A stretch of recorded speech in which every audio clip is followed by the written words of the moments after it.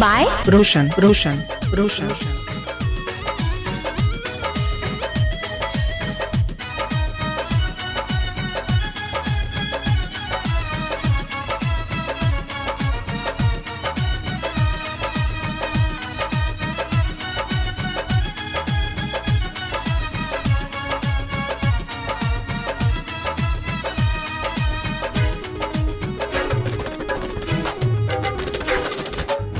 सुनियो ने भौजी सुनियो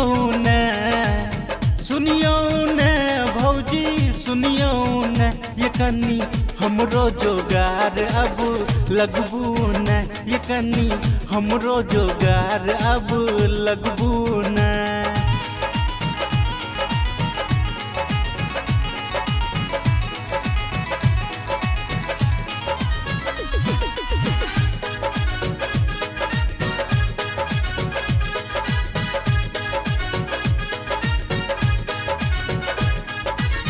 रातियों क नींद न होइया ये हमरा जहिया से देखलूं सपना में ओकरा रातियों क नींद न होइया ये हमरा जहिया से देखलूं सपना में ओकरा बुझियो ने भौजी बुझियो ने भौजी बुझियो ने ये कनी प्रेम कहानी हमर सुनियो ने ये कनी हमरो जोगार अब लगबू ने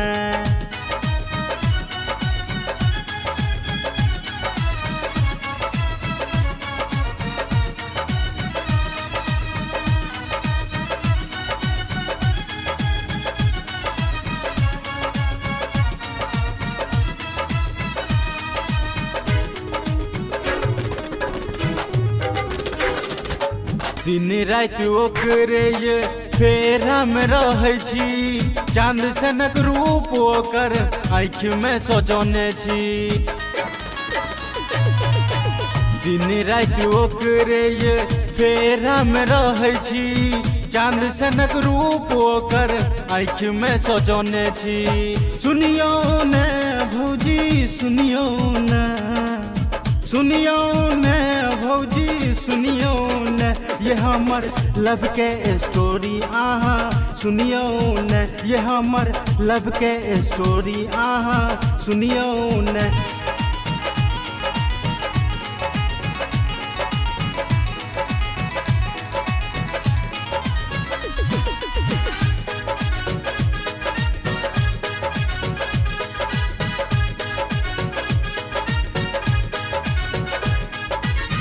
ना मुझे कहब तो ये भोजत बखरा अहीं के बहिनिया भोजत लफरा ना मुझे कहब तो ये भोजत बखरा अहीं के बहिनिया भोजत लफरा गाबैया चंदन गाबैया चंदन गाबैया ये गीत आनंद के लिखल ये गाबैया ये अपना छोटकी बहन से सेटिंग करबू न ये अपना छोटकी बहन से सेटिंग करबू।